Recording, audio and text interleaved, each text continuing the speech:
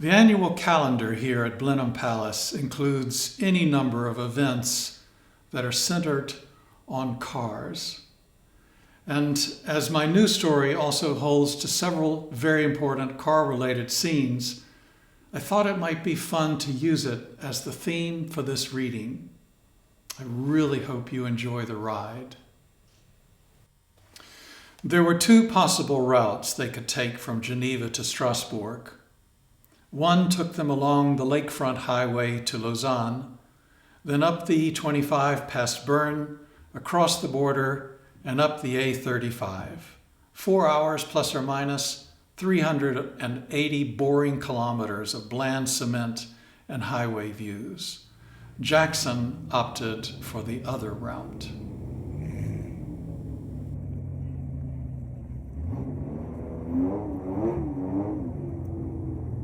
After Lausanne, Jackson took the regional highway that wound through the Jura Hills, then entered France at a tiny border crossing east of Besançon. The Juras were the most ancient mountains in Europe, gentle slopes that in springtime formed artworks in green.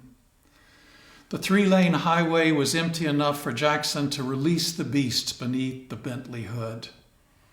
He knew he was acting like a teen, taking the winding road at high speed, reveling in the combination of steady control and breathtaking power. Chris's only response was to lean her head against the seat and watch the road unfurl. Twice he started to tell her about the sorceress who assaulted him in his dream. Both times, however, the same gentle pressure halted him. Sooner or later, he was going to have to push on. He knew and accepted this as fact. For the moment, though, it felt good to let the journey and the car and the company grant him a rare momentary release. After crossing the border, they stopped for sandwiches and coffee at a village cafe. Chris did not speak once. Jackson decided the only way to describe her skin coloring was Mediterranean, a warm cafe au lait mixture that the sunlight turned translucent, revealing freckles that he had not noticed until then. Her eyes were green and golden both, her lips full, a fact that was easily missed because normally she compressed them to a thin line. But for this quiet moment, her customary tension was gone. When they returned to the car and the road, Chris said, "I wonder how he got so much money. Luca, I mean." Jackson nodded. "I've asked myself the same thing." "I've met rich people," Chris said.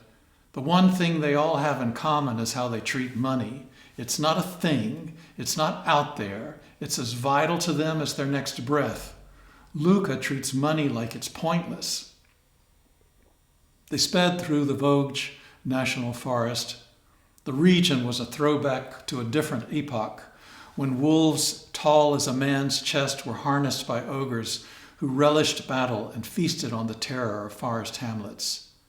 Witches scattered sweets along trails and led children to slavery and worse. Early in his career, Jackson had taken part in a raid on a moonlit gathering that had sought to reopen the earth's magical wounds. But today the sunlight cast emerald glows upon the forest floor, and the air through Jackson's open window was spiced by pine and spring blossoms. But Chris had changed. If she noticed the surrounding splendor, she gave no sign. She'd become locked in some internal argument, or so it seemed to Jackson. Finally, as they emerged from the forest and entered the farmland surrounding Strasbourg, she said, "I have to tell you something." "I'm listening." "I took a magical artifact and didn't report it." She sounded almost strangled from the effort it required to speak. "When we were down in the caves," Chris stopped in mid-flow when Jackson slammed on the brakes and jerked the wheel over. The wheels skidded on the grass verge. The car shuddered and finally halted.